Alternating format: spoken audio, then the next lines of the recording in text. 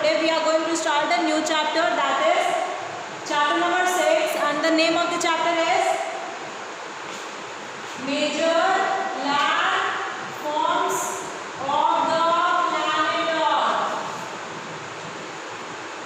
Major landforms of the planet Earth. So first of all, everyone open your book and come to page number 38. Okay.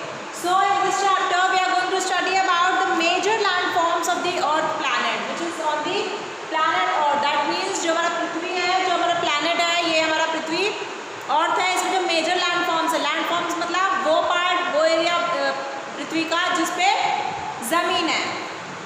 Okay. तो सबसे पहले हम लोग क्या करेंगे, थोड़ा सा इंट्रोडक्शन लेंगे इस चैप्टर का कि क्या करना है इस चैप्टर में हम लोगों को. ठीक है. The surface of the earth looks smooth from outer space, but in reality the surface of the earth is not the same everywhere. आपको पता है जब हम लोग देखते हैं डायग्राम वगैरह में देखते हैं अर्थ को, क्या लगता है कि बहुत ही स्मूथ सरफेस है अर्थ का, बहुत ही क्या है, चीजें ऑर्गेनाइज्ड है, लेकिन वो क्या है, ऑर्गेनाइज्ड नहीं है. मतलब क्या है अर्थ, ठीक है, ऑर्गेनाइज्ड नहीं है. At some places it is flat, while at others it is uneven. कुछ जगहों पर हमारी पृथ्वी क्या है, फ्लैट है, दैट मीन्स जो लैंड एरिया है, और कहीं कहीं पर से पहाड़ वगैरह है, फ्लैट नहीं है ना, वो अनइवन है, कहीं पर नीचे स्लोप है, ऊपर स्लोप है. ठीक है. तो बहुत सारी चीजें हैं हमारी पृथ्वी पर जो कि स्टेबल चीजें नहीं है.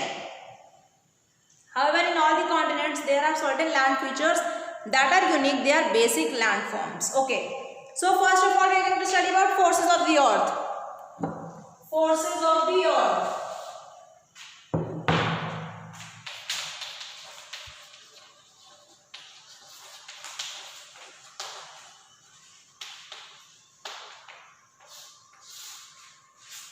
Forces of the earth. The different landforms on the earth surface are a result of two types of forces. अब जो different landforms हैं, जो अलग अलग तरीके के landforms हैं हमारे अर्थ पे, वो क्यों होते हैं? Because of two factors, and they are the forces. First one is the internal force and the second one is the external force. So first of all we are going to study about the internal force. पहले क्या हो गया? Internal force.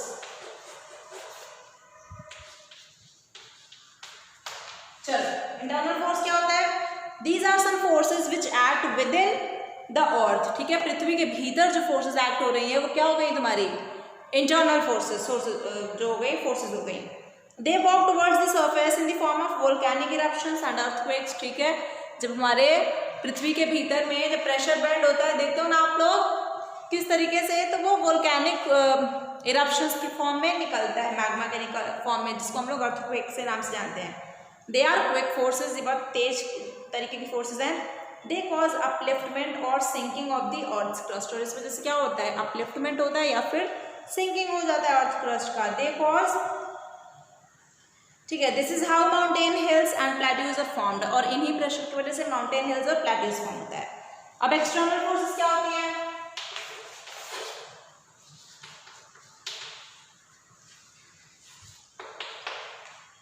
External forces क्या होती है बच्चे?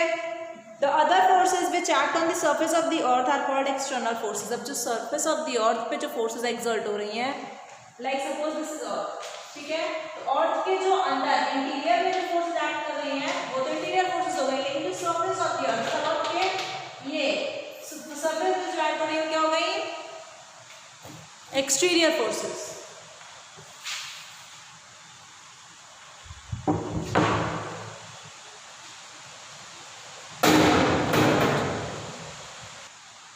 Okay, so the other forces which act on the surface of the earth are called the external forces. Running water, ice, wind and waves are all the external forces. जो पानी बह रहा है उसका फोर्स, जो विंड है हवा का फोर्स, और जो आइस विंड है, आइस हो गया, ये सब क्या है? एक्सटर्नल फोर्सेज हैं.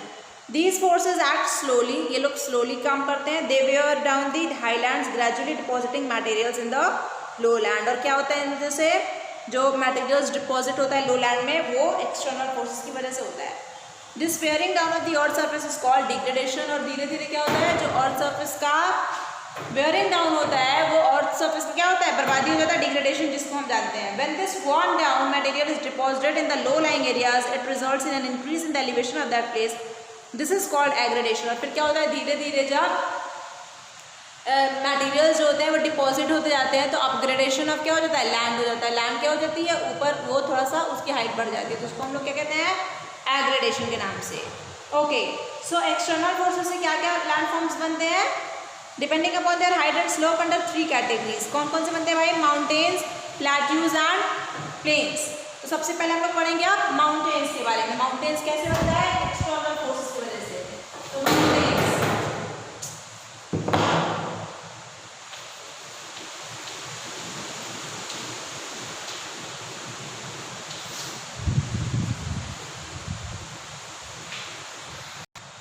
चलो माउंटेन्स पे आ जाओ। The earth surface which elevates naturally is a mountain. जो अर्थ सरफेस जो कि मतलब हाइट पे होता है, एलिवेटेड होता है, उसको हम लोग माउंटेन के नाम से जानते हैं।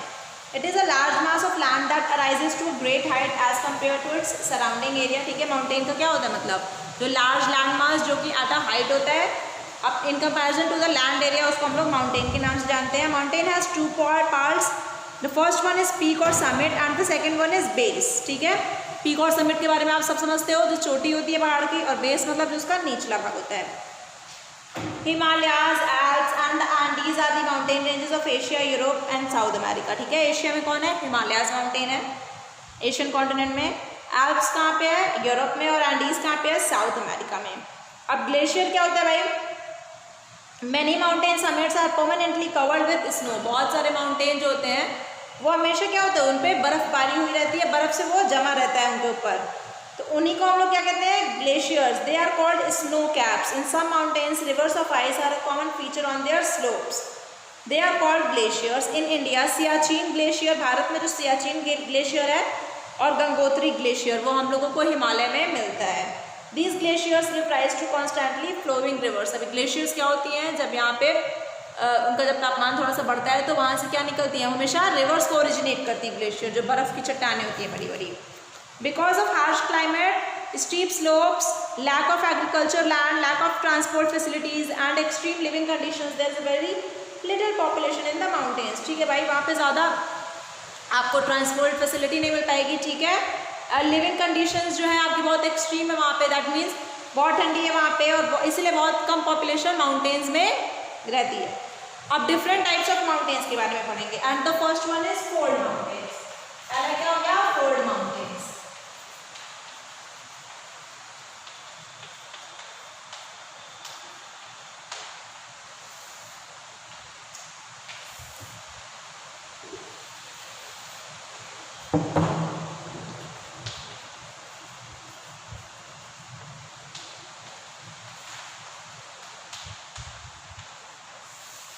चलो, फोल्ड माउंटेन्स क्या होते हैं, देखो, they take shape by a collision between the tectonic plates that cause extreme pressure leading to folding and lifting up of a large area।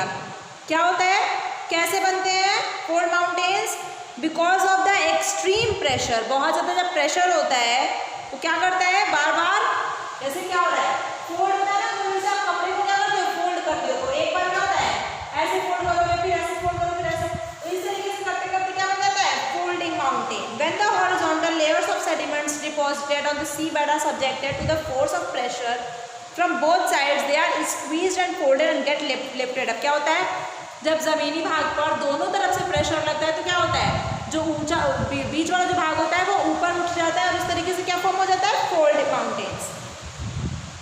The upfold is called anticline and the downfold is called the syncline. यहाँ पे figure में देख रहे हो ना, ये folding mountains है। इसमें क्या हो रहा है, देखो, जो अप फोल्ड है, जो ऊपर की तरफ जा रहा है, उसको हम लोग एंटीक्लाइन कहेंगे, और जो नीचे की तरफ जो डाउन फोल्ड हो रहा है उसे हम लोग सिंक्लाइन कहेंगे। ठीक है, such mountains are called young fold mountains. Himalayas of India, अब देखो हिमालयाज जो है हमारे भारत में, वो किस माउंटेन का एग्जाम्पल है, वो यंग फोल्ड माउंटेन का एग्जाम्पल है। एंडीज जो कि साउथ अमेरिका में है, आल्प्स जो कि यूरोप में है, रॉकीज जो कि नॉर्थ अमेरिका में, ये सारे फोल्ड माउंटेन्स हैं। Okay, sometimes these mountain ranges get lower and smooth on the top over a long period of time. They are called fold mountains. This happens due to the forces of nature like wind and water working on them with no more movement from under the earth's crust. The examples of these mountains are Aravallis of India, Appalachians of North America and Urals of Europe. Okay, we will come to block mountains then.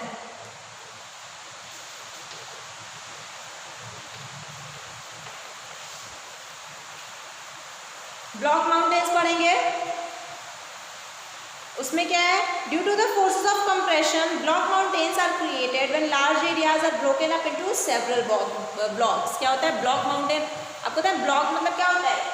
एक छोटे छोटे block से हम बनाते हैं, तो क्या होता है जो लार्ज एरिया होता है अगर वो क्या होता है टूट जाता है छोटे छोटे पार्ट्स में, तो वो फिर क्या फॉर्म करता है?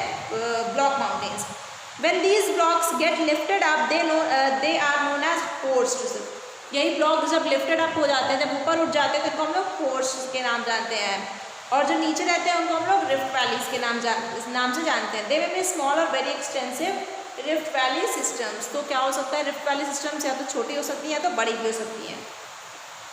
तो ब्लॉक माउंटेन का एक एग्जाम्पल यहाँ पे देख सकते हो figure.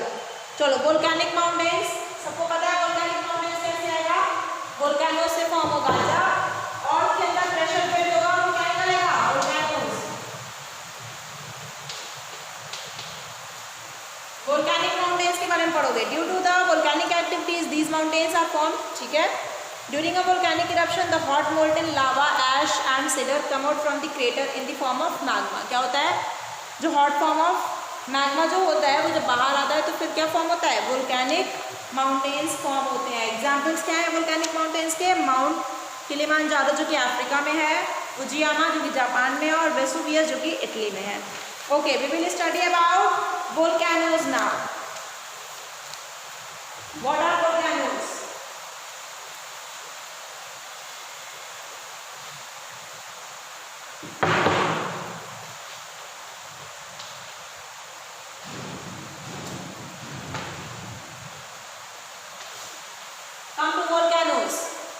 The Earth's core is made up of very hot liquefied rock, ठीक है। जो अर्थ का क्रस्ट है वो बहुत ही ज़्यादा गर्म और लिक्विफाइड रॉक से बना हुआ है। ये आपको पता है जो कोर है, भीतर का जो पार्ट है, क्रस्ट नहीं, भीतर वाला पार्ट जो कोर है, जिसके बारे में हमने आपको बताया था। क्रस्ट के नीचे क्या होता है?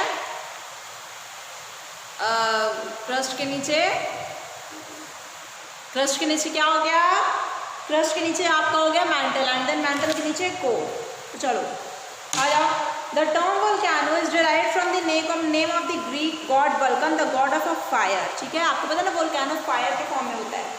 A volcano has an opening through which lava and other materials come to the surface, ठीक है। वो volcano का जो होता है ओपनिंग होता है जिसके थ्रू लावा और अदर मटेरियल्स आते हैं सरफेस पे। The funnel shaped depression at the top is called a crater. A caldera is a larger crater formed by the volcanic explosion. Volcanoes are generally found where tectonic plates are diverging, pulling apart or converging, coming together, ठीक है। Volcano सबसे ज़्यादा वहीं पे पाए जाएंगे जहाँ पे टेक्टोनिक प्लेट्स हैं, क्या है, डाइवर्जिंग है या फिर कॉन्वर्जिंग है। By contrast volcanoes are usually not created when two tectonic plates slide past one another. In case of divergent plates, the Earth's crust is thinner places and magma can easily flow out. Hekla in Iceland on the mid-Atlantic ridge is a good example of such type of volcano. Okay. When plates are convergent and one tectonic plate is submerged by another, high friction takes place between them and it leads to the melting of rocks and magma is formed. Mount Etna, Mount Vesuvius are formed in this way. These type of volcanoes continue to be active for a longer period of time. Volcanoes can also form where there is stretching and thinning of the earth's crust, such as in the African Rift Valley. No more में देखिए क्या लिखा है। Puyehue Cordon Caulle in Chile in 2011 is the biggest volcanic eruption of the 21st century till date, ठीक है। 21st century का अभी तक जो सबसे बिगेस्ट वोल्केनिक इरप्शन था वो कहाँ पे हुआ है? हुई कॉल्डन कॉल है जो कि चिले में, मतलब चिले कंट्री है, 2011 में वहाँ पे हुआ। अब रेसिडुअल माउंटेन्स के बारे में पढ़ेंगे।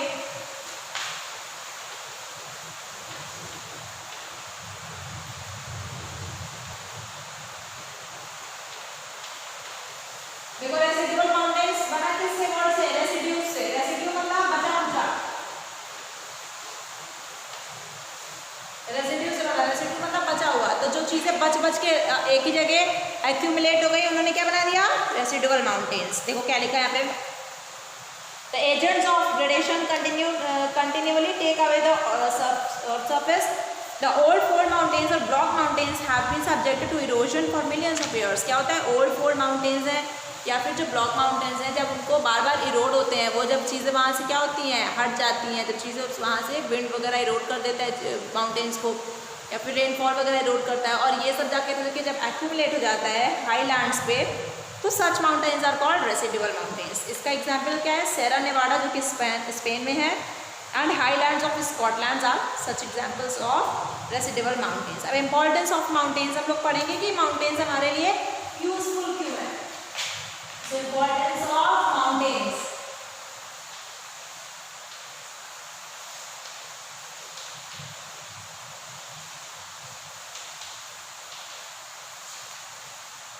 First part, slopes and plains of the mountains are covered with dense forest. तो भारी भारी जंगल है माउंटेन्स पे. दे प्रोवाइड अस टिम्बर, ठीक है, लकड़ी हमें देते हैं, फायरवुड देते हैं, फॉडर देते हैं, और अदर प्रेशियस मेडिसिनल हर्ब्स जो कि दवाई वगैरह के काम आती है.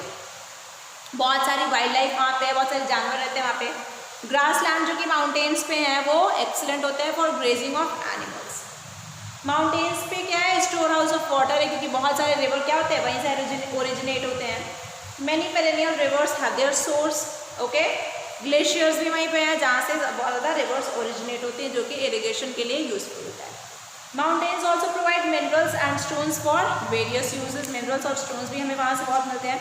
तो साइंटिफिक ब्यूटी है माउंटेन्स का, उसको हम लोग इग्नोर नहीं कर सकते हैं. क्यों, जो स्नो कैप्ड पीक्स हैं, जो उसकी चोटी है जो कि पूरा बर्फ से ढकी हुई होती हैं, स्विफ्ट रिवर्स और डीप वैलीज क्या है, टूरिस्ट अट्रैक्शन है. तो वहाँ पे जब लोग दूसरे देशों से हमारे देश में आते हैं हिमालयाज पे घूमने वगैरह, तो हम लोग क्या करते हैं, वहाँ से हमारा रेवेन्यू जनरेट होता है, हम लोग उनसे पैसे लेते हैं.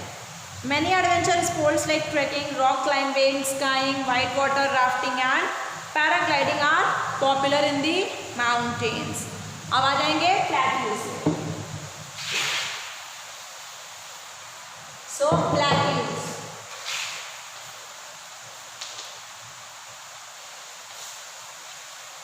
अब प्लेट्यूज के बारे में समझोगे कि प्लेट्यूज होता क्या है.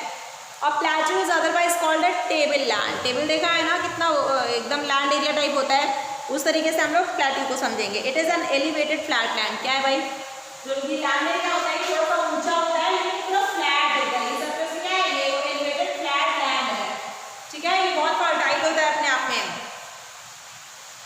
Abruptly from the surrounding areas, its surface rise and falls as it may have steep slopes or one or more sides. ठीक है.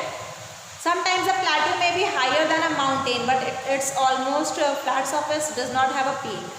क्या होता है, कभी कभार जो होता है हमारा प्लेट्यू जो होता है वो माउंटेन से भी ऊंचा होता है, लेकिन प्लेट्यू और माउंटेन में क्या अंतर है. प्लेट्यू क्या होता है, वो एक टेबल लैंड टाइप होता है, उसका कोई भी पीक चोटी नहीं होगा, ठीक है, जैसे हमारी पहाड़ों की चोटी होती है. अब देखो कितने तरीके के हैं, या तो ओल्ड प्लेट्यू हो सकता है या तो यंग प्लेट्यू होगा. जो डेकन प्लेट्यू है जो कि भारत में है, ईस्ट अफ्रीकन प्लेट्यू जो कि केन्या में है, और वेस्टर्न प्लेट्यू ऑस्ट्रेलिया में, सब ओल्डेस्ट प्लेट्यूज के एग्जाम्पल है. तो हम लोग अब पढ़ेंगे डिफरेंट टाइप्स ऑफ प्लेट्यूज. देखो प्लेट्यू का यहाँ पे फिगर भी दिया गया है. चलो डिफरेंट टाइप्स ऑफ प्लेट्यूज पढ़ो. तो कौन कौन से टाइप्स के प्लेट्यूज हैं. सबसे पहला हो गया tectonic plateaus.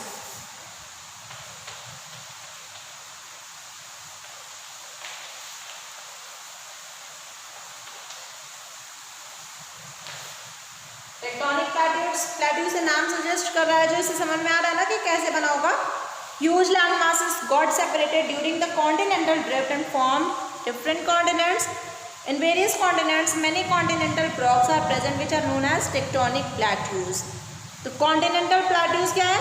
These plateaus rise suddenly from the sea or nearby lowland. ठीक है, जो समुद्री इलाका होता है वहाँ पे जो अगर लैंड एरिया थोड़ा सा उठ जाए तो वो वहाँ पे कॉन्टिनेंटल प्लेट्यूज फॉर्म हो जाते हैं. जैसे छोटा नागपुर प्लेट्यू है, प्लेट्यू ऑफ वेस्टर्न ऑस्ट्रेलिया और प्लेट्यू ऑफ साउथ अफ्रीका, ये सब क्या है, कॉन्टिनेंटल प्लेट्यूज के उदाहरण हैं. इंटरमॉन्टेन प्लेट्यूज. अब इंटरमॉन्टेन प्लेट्यूज क्या होते हैं,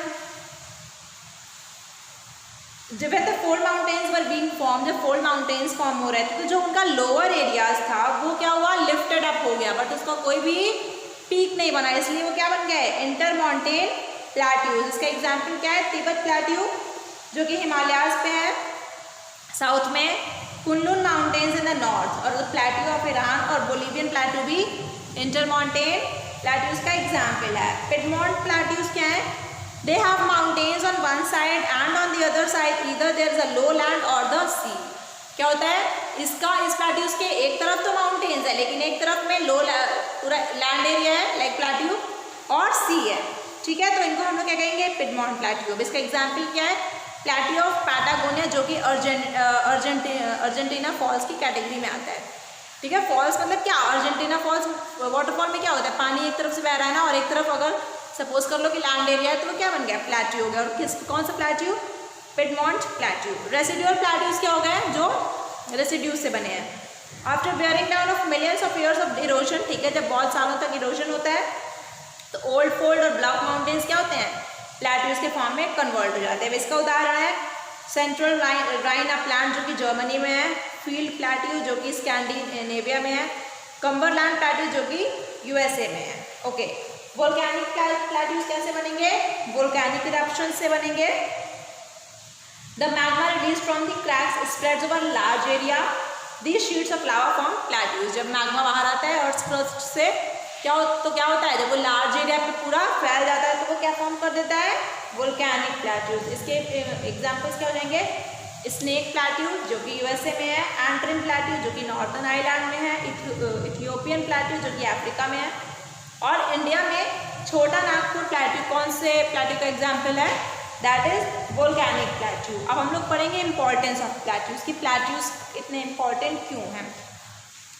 तो ये बहुत रिच है मिनरल डिपॉजिट्स में, ठीक है। यहाँ पे बहुत अलग अलग तरीके के मिनरल पाए जाते हैं, जैसे बहुत सारी माइनिंग एरिया जैसे खुदाई वगैरह जहाँ पे होती है वो प्लेट्यू एरिया में होती है। African plateau is rich in gold and diamond, ठीक है। अफ्रीकन प्लेट्यू जो है वहाँ पे सोना और हीरा बहुत ज़्यादा मात्रा में पाया जाता है, कॉपर और यूरेनियम भी पाया जाता है। छोटा नागपुर प्लेट्यू और डेक्कन प्लेट्यू में तुमको क्या मिल जाएगा? कोयला हो गया, आयरन हो गया, मैंगनीज हो गया, ये सब वहाँ पे आपको मिल जाएगा। Volcanic plateaus are rich in black soil. जो वोल्केनिक प्लेट्यूज होते हैं वहाँ पे वो क्या किस चीज़ में रिच है? वो ब्लैक सॉइल वहाँ पे बहुत ज़्यादा होती है। ब्लैक सॉइल किस चीज़ के लिए यूजफुल होता है?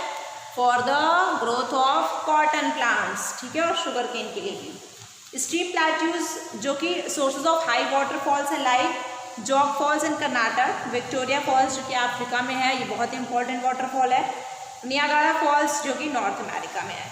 सैनिक ब्यूटी जो है प्लेट्यू का वो भी हम लोग इग्नोर नहीं कर सकते हैं। वहाँ पे भी बहुत सारे टूरिस्ट आते हैं, बहुत उसको ट्रैवल करते हैं, उसको देखते हैं, उसको समझते हैं और एक टूरिस्ट अट्रैक्शन है, ठीक है। अब आ जाएंगे हम लोग प्लेन्स पे। तो प्लेन्स को समझेंगे वो क्या होता है।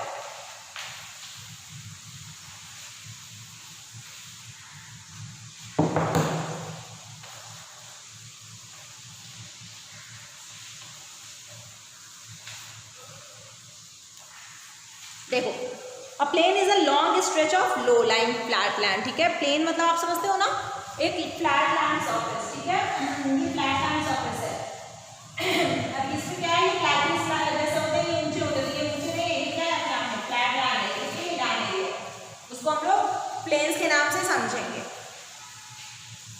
Generally plains are not more than 200 meters above mean sea level, ठीक है। Most plains are form by the action of wind, rivers and their tributaries and ice.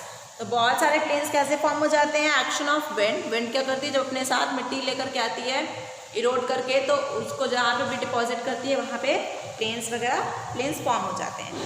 और रिवर भी क्या करती है? अपने साथ डिपॉजिशन जो भी एलुवियम लेकर के आती है उसको कहीं पर अगर डिपॉजिट कर देती है तो वो क्या बन जाते हैं? Plains. Different types of plains अब हम लोग पढ़ेंगे, ठीक है। पहला क्या हो गया? Tectonic plains. The areas where the rock layers on the earth's crust are arranged in straight lines almost horizontally. Tectonic और structural plains are found. Russian platform has been found in this way. देखो, Russian platform जो है वो tectonic planes का example है। तो वो area जहाँ पे जो रॉक लेयर्स हैं अर्थ क्रस्ट का वो स्ट्रेट लाइंस में अरेंज्ड है, उनको हम टेक्टोनिक प्लेन्स के नाम से जानेंगे। अब इरोजनल प्लेन्स क्या हो गए?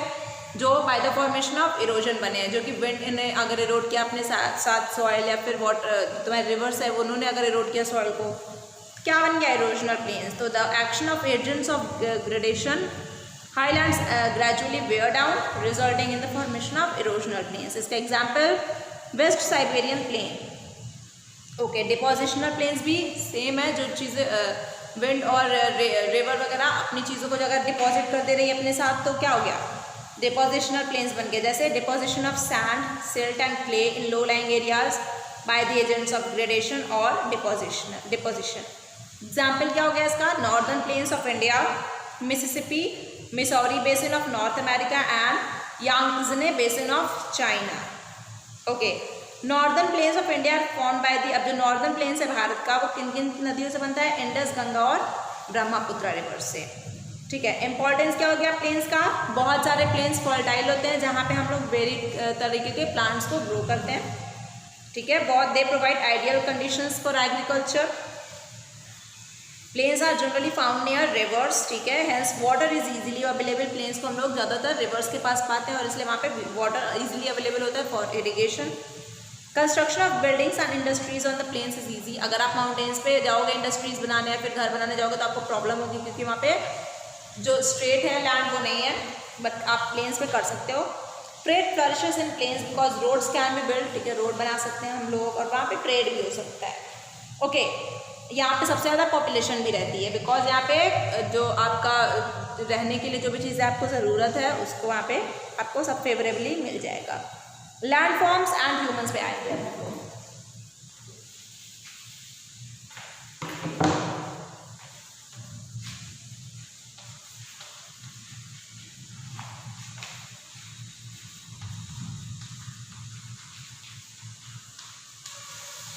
लैंडफॉर्म्स एंड ह्यूमंस के बारे में क्या समझते हो, जो लैंडफॉर्म्स हैं आपका प्लेट्यू हो गया, प्लेन्स हो गया, माउंटेन्स हो गया, उसको ह्यूमंस जो हैं जो हम लोग हैं वो उसको कैसे इस्तेमाल करते हैं। ठीक है, irrespective of their varied features and climatic conditions humans live in different landforms. हम लोग क्या करते हैं, हम लोग डिफरेंट लैंडफॉर्म्स में रहते हैं। लाइक कुछ लोग माउंटेन्स के पास भी रहते हैं, कुछ लोग वहाँ पे बहुत ज़्यादा डेंसली पॉपुलेटेड नहीं है लेकिन थोड़ी पॉपुलेशन तो वहाँ पे भी रहती है। ठीक है, प्लेन्स में ज़्यादा डेंसली पॉपुलेटेड है।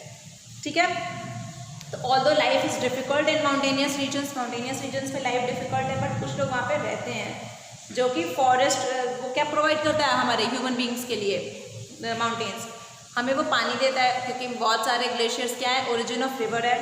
बहुत सारे माउंटेन्स भी क्या है, ओरिजिन ऑफ रिवर वो करते हैं।